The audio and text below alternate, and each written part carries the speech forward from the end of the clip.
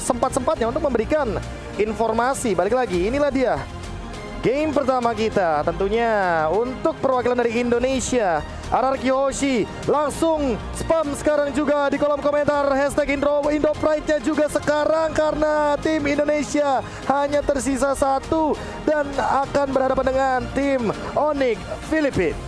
Yes, inilah dia match upper bracket antara RRQ melawan Onyx PH. Yang sudah terlihat di sana tampaknya dari Clay dan Finn ya, ini bakal bermain dan bahkan di bawah bertemu dengan Sin dan juga Marky yang cukup berani juga untuk mengambil last picknya itu ke arah Harith.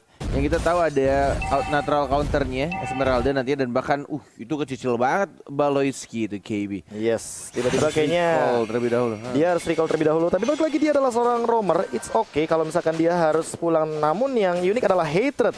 Dia menggunakan Chow dan emblemnya adalah Assassin untuk High and Dry. Wow. Yes. Dan ini dia fun fact dari Snake Video. Onyx PH adalah tim yang berpartisipasi di M3 dengan pool hero tim tersempit.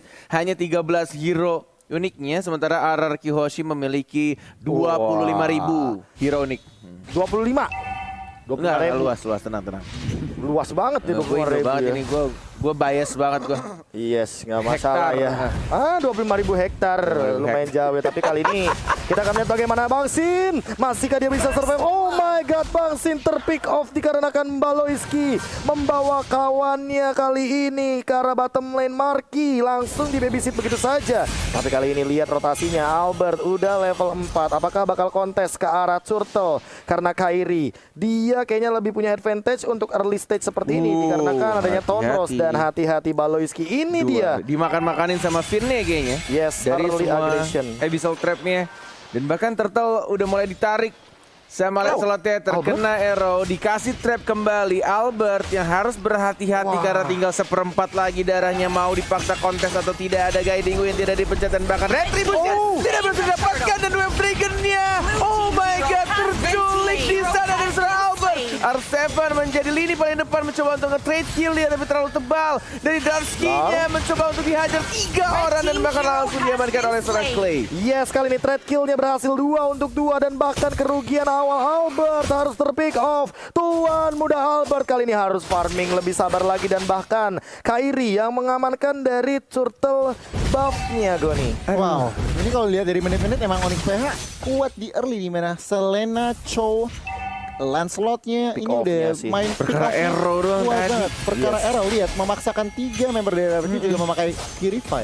Ya, dan kali ini mau nggak mau ya harus lebih sabar terlebih dahulu, dan ingat ada 3 Purify kali ini yang akan digunakan oleh teman-teman dari RRQ Hoshi. Jadi Hatred benar-benar harus dipantau apakah nantinya flickernya akan digunakan lagi untuk 2 menit ke depan. Tapi kali ini R7 sudah melihat keadaannya di mana dia bakal terkena trap dari Baloyski dan masih bisa survive. Ini dia Bang Otot.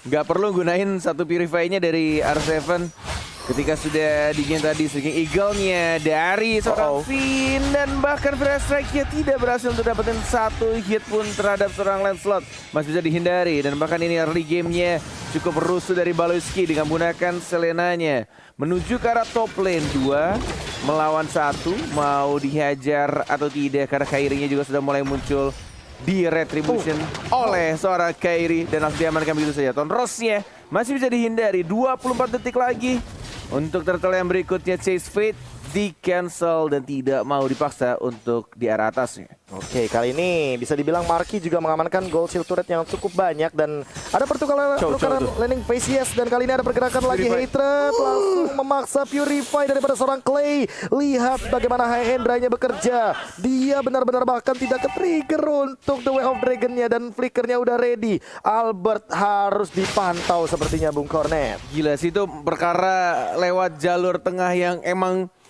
agak sedikit berbahaya. Walaupun harus berputar lebih jauh, tapi harusnya itu lebih aman dari perputaran rotasi Clay ya. Dan bahkan di sini Turtle masih bisa terreset kembali. Roger dari Albert masih cukup jauh jaraknya, mencoba untuk mengulang kembali Kairi. Darski ada 1 arrow dan bahkan 4 orang, mau dikontes atau tidak. Retribution ready Satu badan diamankan lagi oleh tim Onyx PH. Masih ada satu Seeking Eagle ditabrak betul Dwayne Dragon. Oh my god, langsung didapatkan mencoba untuk men-trade kill. R7 tidak berhasil nge-trade killnya dan bakal langsung di-cover oleh teman-teman dari Onyx PH. Dan hampir saja Tuan Muda Albert memakan lele dari seorang Baloyski. Kali ini bahkan ada satu pergerakan R7. Dia mencoba untuk bertahan, masih ada Purify dan dikejar. Trapnya masih connect, tapi R7 masih punya Frostmourne Shield. Nggak bakal bisa ditumbangkan. Namun kali ini bottom lane sepertinya harus hilang. Goni, what happened? Gila, ini permainan makro dan early potential dari teman-teman Onyx PH tuh bener-bener dimaksimalin. RRQ harus pilih-pilih teamfight di early game-nya. Erunya sih. Iya sih. Ayo, perlahan-lahan tapi pasti. Namun ingat Bung Kornet, tenang. Jangan tegang. Karena apa? Karena Tuan Muda Albert ini menggunakan Roger. Ini adalah hero snowball yang kalau satu kali mendapatkan advantage atau keuntungan, dia akan mendapatkan momentum yang berlipat ganda. Tinggal dicari nanti momentumnya gimana. Apalagi RRQ Hoshi juga kita tahu untuk dari MPL Indonesia-nya sering banget comeback dan bahkan Finn-nya bakal terjebak di depan, namun tidak akan ada contest fight untuk kali ini. Finn lagi dan lagi kena arrow, bakal terpok lagi damage-nya dari Baloyski. Ini kalau andaikan saja bukan tim Indo ya, ini dari draft sih gue yakin banget dari draft RRQ mid game to late game harusnya mereka bisa balikin keadaan, apalagi kita lihat juga dari Bangsin ya yang memulai untuk dapetin stacknya, fokus untuk farming. Ya, kita lihat juga dari Clay yang masih aman untuk poin killnya juga dia dapetin 2 kill. Dan kita lihat dari anak-anak RRQ dan juga Onyx PH belum berbeda cukup jauh dari segi goldnya. Tinggal gimana caranya untuk momen-momen team fight selanjutnya yang mungkin di sini agak sedikit berbahaya. Albert yang mencoba untuk menghindar Dwayne Dragon dari hatred-nya. Lihat masih bisa hidup dan bakal langsung datang Bushian. Sekarat dia, mana berat strike-nya, 1 hit lagi dan tidak berhasil didapatkan. Hatred masih bisa hidup. Mencoba untuk flicker kah? Tidak ternyata. Dan kayaknya iya langsung mundur ke arah belakang dengan flickernya, dan kali ini Kairi yang sudah mendapatkan informasi bahwa Tuan Muda Albert tidak memiliki retribution dan kali ini langsung diamankan dengan cepatnya.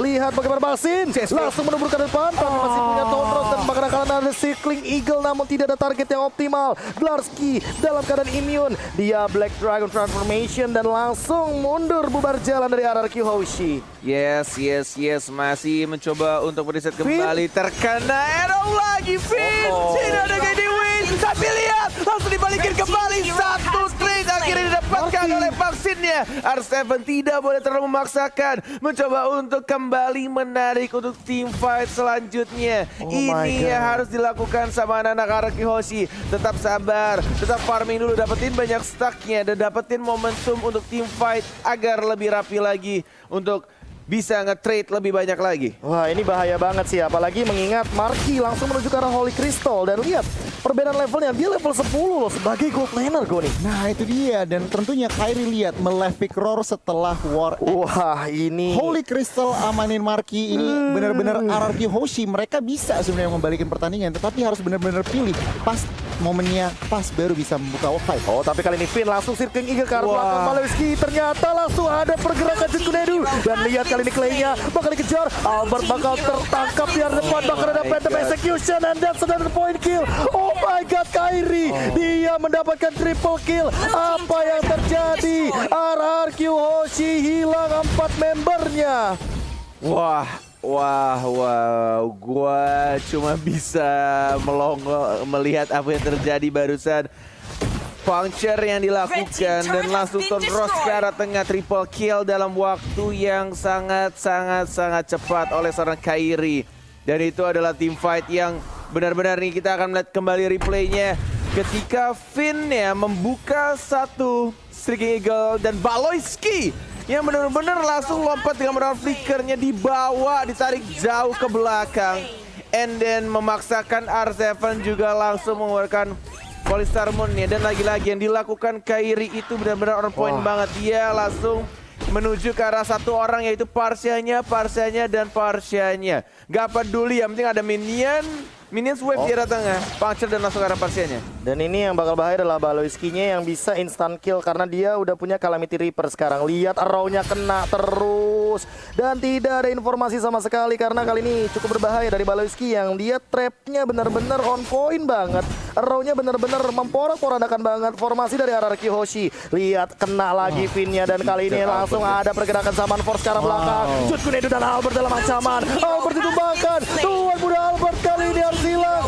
Babang Pipin juga yang menyusul dan bahkan kali ini headset di trap kill. Bangsin dia datang mendapatkan double kill juga daripada seorang Clay from Bogor. Kali ini tapi ternyata lihat Bangsin mendapatkan kali ini seorang Baloiski. 3 untuk 3. Bangsin kali ini 1v1 situation melawan Kairi tapi masih ada Phantom Execution. Lihat oh my god, the timing wipe out dan Onyx PH itu kritis banget padahal Bung Kornet. Oh, itu benar-benar timing yang sebenarnya dari kedua core. Benar-benar itu tinggal gimana caranya mainin insting untuk mendapatkan killnya antara seorang Bangsin dan juga Kairi. Tapi Kairi dia mendapatkan timing yang tepat banget. Dia punya Tondros, dia punya Phantom Execution yang pas banget di rerumputan. Dan langsung dapetin damage-nya ke arah seorang Bangsin. But it's okay, masih bisa untuk mengulur waktu kembali. Karena kita lihat sudah kembali hidup dan bahkan tidak ada yang mendapatkan satu objektif Lord. Dan tidak bisa langsung nge-push walaupun sudah wipe out barusan dari anak-anak Onyx PH. Yes, bener banget. Dan kalau kita ngeliat itemnya nih, Albert belum mendapatkan true damage, endless battle-nya belum jadi. Sementara kalau kita ngeliat kanan, Kairi dengan 16.000 gold-nya udah langsung on the way Blade of Despair. Ini benar-benar harus diperhatikan. RRQ Hoshi mereka ketinggalan gold, mereka ketinggalan turret. Dan mudah-mudahan tentunya satu momen saja dibutuhkan untuk membalikan pertandingan ini. Tetapi untuk 11 menit pertandingan hampir 12, Onyx PH mengontrol Land of Dawn. Asli ini satu momen bisa banget loh untuk kembali. Apalagi hero-hero fall off dari teman-teman Onyx PH ini banyak banget. Sekarang kali ini Bangsin terkena The Well Dragon pada execution dan bahkan Bangsin mencoba untuk melawan dua hero sekaligus tapi gak bisa. Unstoppable daripada seorang Kairi. Kali ini 4 member dari RRQ Hoshi mulai diporak-porandakan, dipaksa untuk pulang. Glarski mencoba untuk dengan Black Dragon Form-nya dia memaksa pulang semuanya. Lihat Cyclone Eye-nya bahkan diambil. Kairinya langsung hadir juga. Phantom Execution lagi. R7 apakah mampu untuk bertahan? Arrow-nya dilontarkan lagi. Tidak boleh ada yang mendekat ke arah Lord yang pertama karena kali ini Lord pertama akan diamankan oleh Onyx PH. Nih benar-benar tinggal gimana caranya dari RRQ menahan dan bahkan dari Bangsinnya ya sekarang sudah ready untuk flickernya. Tadi ketika di game juga tidak ada flicker. Ya tinggal menunggu ini sudah mau level maksimal walaupun sempat tertinggal tadi dari seorang Kairi yang level maksimum duluan. Lord sudah mulai berjalan di arah tengah. Ini di arah tengah harusnya bisa ditahan karena kita lihat Clay-nya juga sangat unggul dari segi point kill dan itemnya, beberapa itemnya juga sudah mulai jadi untuk dari seorang Parsianya. R7 sudah mulai di depan bersama Sarafin. Dia diimbuin satu skill Lord karena sudah di atas menit 12. Sudah mulai merelakan satu inhibitor turret. Lord sudah mulai masuk dan mencoba untuk membersihkan minion di arah atas dan bawah. Strategi yang cukup baik dilakukan sama RRQ, melepaskan middle turretnya karena sudah setengah darahnya. Dan lebih baik menjaga di sisi lainnya, KB. Yes, kali ini perlahan-lahan lihat yang harus diperhatikan adalah hatersnya. Tapi arrow-nya connect kali ini Albert dalam ancaman. Langsung terkena Tondros dan hilang. Tuan muda Albert. Baloiski tapi ditukarkan begitu saja. Double kill dilakukan oleh Kairi. Dan dia polis tamunya ke belakang R7 tapi tidak bisa menyelamatkan Bangsin. Bangsin tumbang. The Well Dragon coming up. Tidak ada purify. R7 tumbang dan wipe out. Onyx PH memporak-porandakan RRQ Hoshi. Game pertama 13 menit 57 detik. Wow. Aduh. Ini yang harus gua bilang juga ya. Ngomongin soal